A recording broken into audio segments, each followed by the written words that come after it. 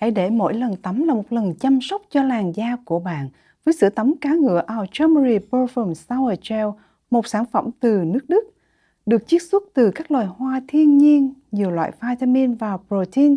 Sữa tắm cá ngựa không chỉ làm sạch da mà còn dưỡng ẩm, mang lại một làn da mịn màng, căng tràn sức sống. Với hương nước hoa quý phái lưu lại suốt 24 giờ, sản phẩm từ thương hiệu Our Turmeric đã chinh phục hàng triệu người dùng tại châu Âu. Tại Sydney, sản phẩm hiện đang được bán tại siêu thị Nam Phương ở Cabramatta và siêu thị Cycle ở Cali Heights.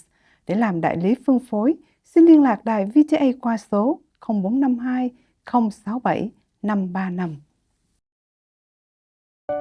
Có một loại nước mắm thuần khiết, sinh ra để làm nên sự khác biệt, gói trọn tinh hoa của biển cả, đánh thức hương vị đậm đà thượng hạng, đẳng cấp, sang trọng, là món quà tình thân ý nghĩa để luôn nhắc ta nhớ về cội nguồn. Nước mắm Hoàng gia, tinh hoa đất Việt.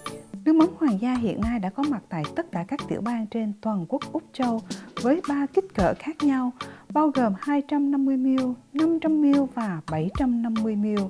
Tại Melbourne, nước mắm Hoàng gia đang được phân phối bởi công ty Oxford Foods và bán lẻ tại các siêu thị và nhà hàng. Mọi chi tiết xin liên lạc anh Tony Bùi 0481 177 996.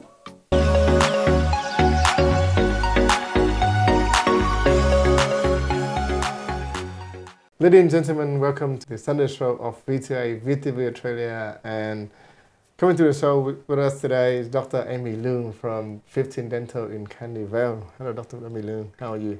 Thank you. Very nice. Thank you.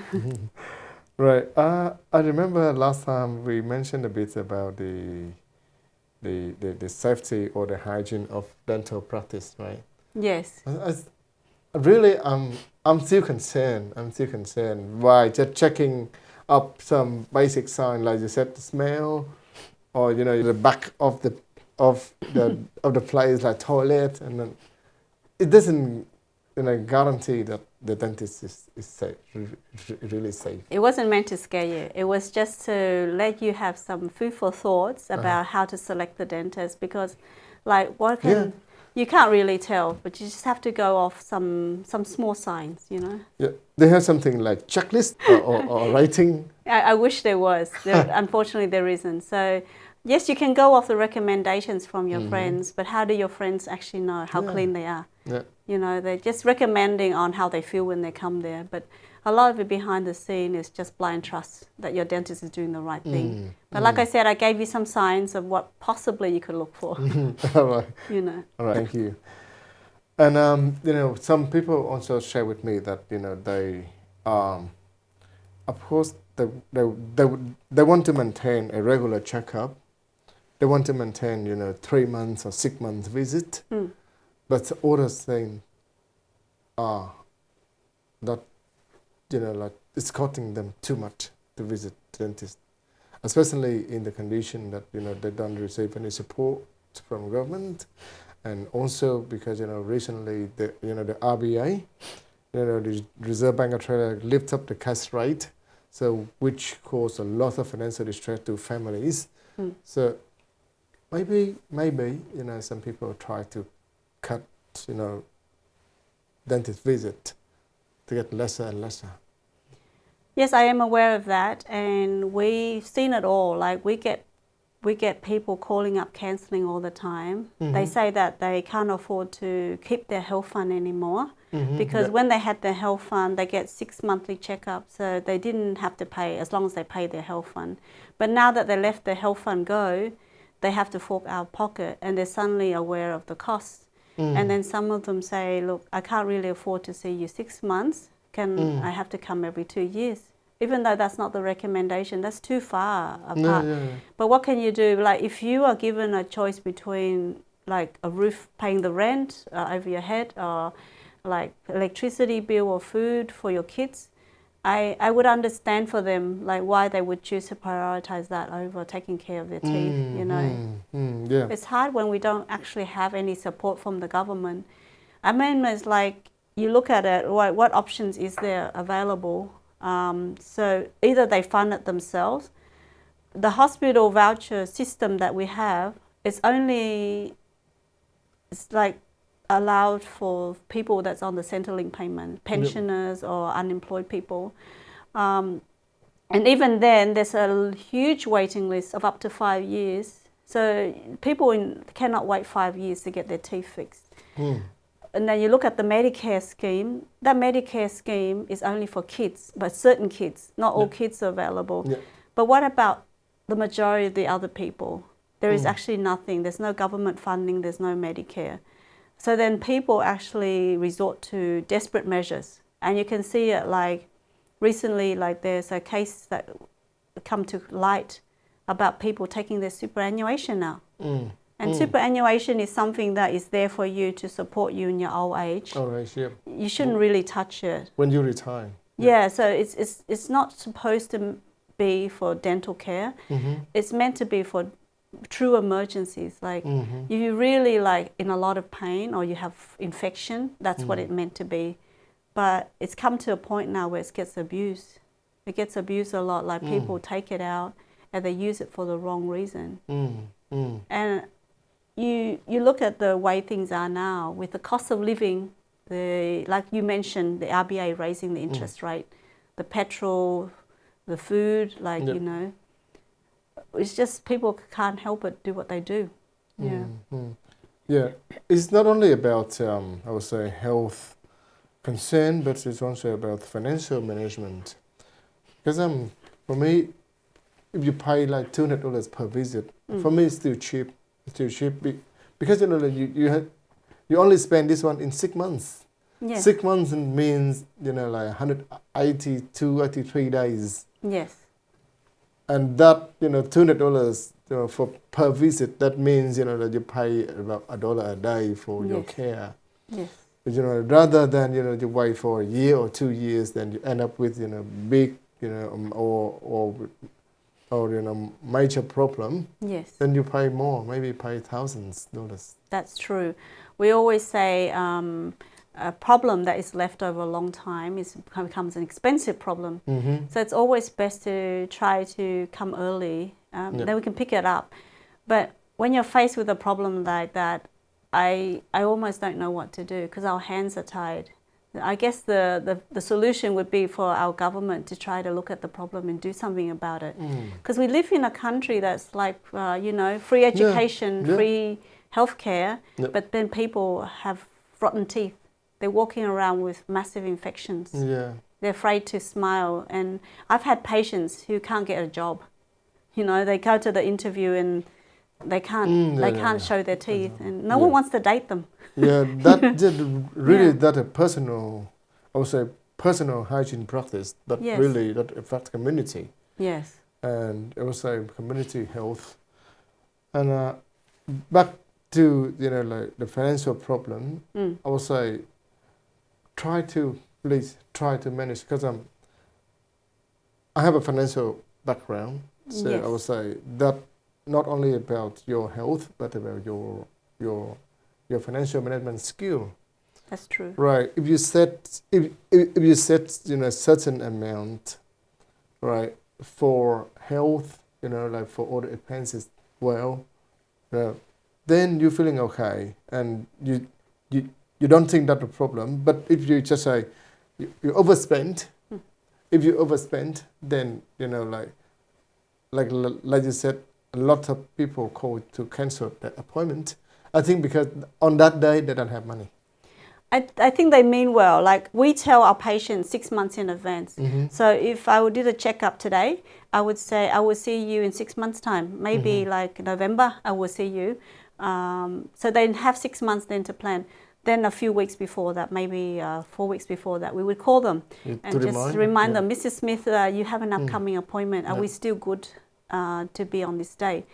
And then it gives them a little bit of a heads up to get ready.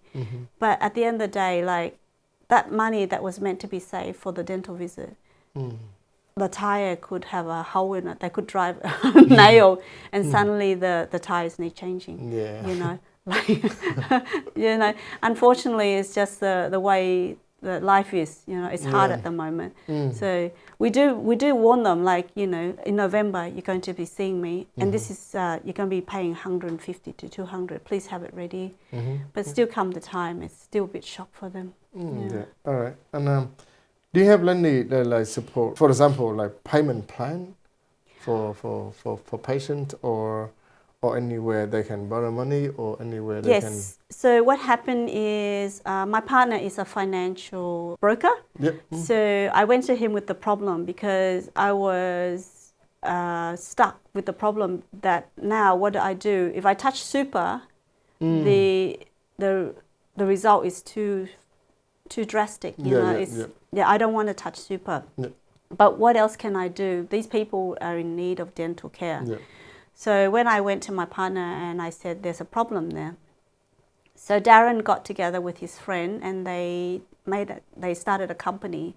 So this company provides payments for patients. They break it down so that it's affordable weekly. So basically, like, the patient does have an option to pay weekly. So they can't afford like $2,000, but they can afford maybe $27 a week. Yes. So yes. That's the good news. So it's all in-house. What So is, when you come to 15 Dental, we can actually do the application for you, and we can process for you. So normally, like in the past, people would have to go to the bank and get a personal loan. But it's where now we do all in-house, and you get access to so many different lenders. So we can find one that is low interest and suits your needs. Okay. So for patients or for audience out there, you know, if you visit 15 Dental, then you have a choice.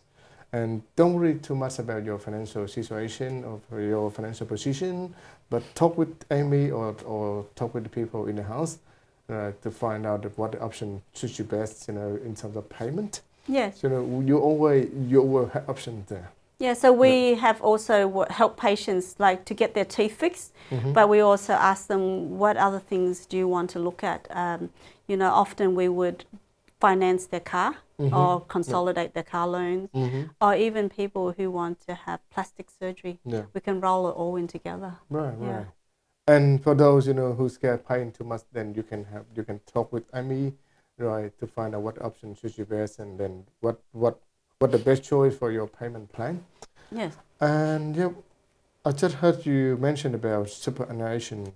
Recently, I heard about, you know, like some dental practices somehow asset to the patient super to get money from that. Yeah. So what happens is, I don't know the whole thing because at the moment it's still under investigation by APRA, which is our health governing bodies, and also the ATO, the tax office. So there's not a lot of details, but I heard it's quite a big dental chain, and there's some allegations being put out there of misuse of superannuation release. So as a dentist and even doctors, we are allowed to request super release for treatment that is deemed emergency. Like pain, swelling, life-threatening illnesses. So apparently this wasn't the case. But I do know that I get quite a few requests, people ringing up or coming in, wanting me to help them release their super. And my first conversation is always, is there any other way? I would say to them, like, do you have any other way? Can we borrow from a family, a parent, and pay them back? If they're not working, I would say, have you considered applying for hospital vouchers? Its waiting list is long, but anything is better because super, it's something for you in your old age. And if you don't look after it, when you retire, it won't be there for you. And there's also a lot of implication tax-wise, which I'm not able to give them advice. I'm not a tax advisor. I'm not a financial advisor. So the next thing I would say to them is, you really insist going down this route, the first thing is I would advise you talk to your accountant. And I want you to understand what happens when you take your super out, what tax rate will be, what penalisation will be applied. And once you've understand that, come back to me, because the next thing I need to do is take x-rays. Then I need to make a report for you. And then from then on, it's not up to me anymore. I operate from a policy. I do what's in the best interest of the patient, but I'm also want to be honest. So if I see something, I say it. I'm not going to write in the report like extra things to get more super out, or I'm gonna make it like the problem bigger so they can get the money. Yeah. So then it's up to them to submit it to the ATO and whether that's successful. Is that because, I'm sorry. Yeah, but I can tell you there's not many people that end up applying, because once they've talked to their accountant, they realize it's not really a good idea. And maybe because a lot of young people, they think, like, if they have to wait until they get their superannuation when they retire, that's too long. That, like maybe in 20, 30 year time, that's too long. So what they can do, straight away, then that option, that their choice, to access to the super, to get the money out, right, get out of trouble first. Yeah. I'm not a financial person, you are, but I always operate from this thing. It's like when you're little and you have a piggy bank, and then you put $1 and you put $1. Yeah. Eventually that piggy bank will get fat. So I think super is like that. Yes, it's small now, but you can look after it. You can watch it grow, and one day it will be good for you. Yeah. But like in Australia, outside in Australia, many people would think, okay, don't worry about super, because at the end of the day, when you're getting old, when you're in your 60s, 70s, if you don't have much super, the government will pay you the age pension. Yes, I understand, but the thing is, if you ever seen a patient, they pull their own teeth out, right? You can see like how desperate they are, that they don't have the money, they actually pull their own teeth out. They drink some alcohol and they take it out. So I don't understand like why people have to be like forced to choose between paying the rent, withdrawing their super, or do your DIY dentistry. Do yourself. Yeah, like terrible, right? We are in a modern country. There should be some support for people when it comes to dental health. Yeah. Right. Talking about DIY, is there any? I was like, have you seen or have you experienced some of DIY? Oh my God! Yes, the one that is like I can't even get over even now. You're laughing, but I had a patient and her crown came out. The whole tooth came out, like the whole tooth came out, and it came out of the bone because of gum disease. And I said to her, like, it's fallen out. And she said, can you put it back in? And I said, I can't. I just cannot put it back in. She said, can you glue it back in? And I said, you can't, because it's actually what happened, Mrs. Smith. Your bone has eaten away, and now there's just the tooth just dropped out. So there's actually nothing for me to glue it to. She went to the supermarket, she got super glue. She put it inside the hole. She glued the teeth in. And then she got some on her lip and she glued her lip to her teeth. Yeah. So she came in, she asked me for help because now she can't open. And I was like, I don't know. I was like, I don't know what to say. I tell her she can't glue it, so she glued herself. Really? And now she's glued her lip to her teeth. And I don't know what to say. Luckily, I was able to dissolve the super glue because we have something in dentistry to remove solvent. So I used that and I was able. But I just said to her, I go, there's a reason why I tell you I can't do it. Because it just cannot be done. And I never imagined these things happen in our life, modern life. Yes. 2026. Yes. We got a lot of information there. You got lots of assistants there. Yes. You got a lot of the whole system there to support you. Yes. How come you do it yourself? In terms of like health practice, really, really risky and dangerous. Yes, that's true. Is there anything else have you seen? There was I still feel shocked. Yeah, there was an elderly guy, and this guy's not as shocking. I mean, he did a good job. I mean, he had a denture and had some sore spots. And he said that it was too much for him to get on a bus and train, come see us. I wouldn't have charged him because like when we issue a denture, like they're allowed to come back and get it adjusted. He said, oh, it's just too much trouble. I just take it out. At home, I have a little sander. Like I use it to do like some job around the house, you know. So I just take it out, and then I just feel like where it's hurting, I just sand it, put it back in, and I keep doing until I like it. And I said, okay, but just be careful, because sometimes, you know, you can overgrind it and make a hole in the denture. You know, sometimes you can lose the grip and it can break the denture. But, you know, like, if it works for you, that's fine. Yeah, so that's one DIY that turned out well. Yeah, all right, as lucky. opposed to the other lady, yes. No. Yes. Right, yeah. Right, so far we've been to, you know, like lots of topics today about, firstly about dental hygiene practice. Yes. We've been talking about, you know, financial distress and, you know, like people getting their supper to pay for the for dental costs. And, you know, like you said, superannuation supposed to be used when you're getting old, but somehow some people still, you know, want to use it, you know, because the designation of withdraw your supper, it's emergency, right? In an emergency. But yes. some people like to try to exploit that. But they cannot do it themselves with the help of the dentist. Yes. So is that a code of conduct problem? Is that a illegal thing? It's we are given like the power to approve that and do the application, but I think that we as dentists we need to stop and think about it before we do anything, because it has like big implications financially for the patients. And in fact there are some patients, you know, losing their supper because, you know, like somehow some dental practice can access to the fund and withdraw the fund. No, that's not possible. We can't apply without the patient's approval. Yeah. So the application, we can help them like do the report, but we can't apply because it's applied through MyGov. So they have to log through MyGov, and only them have the password and the login. Oh, right, so then when they log in, the fund actually comes to their account.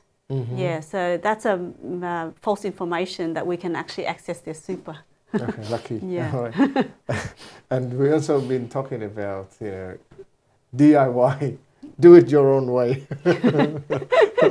And the advice is please stop doing yourself. Yes. Right, but look for Amy or look for, you know, like I would say, dental practice. Okay, thank you, Ken. Thank you so much for joining us today, Amy.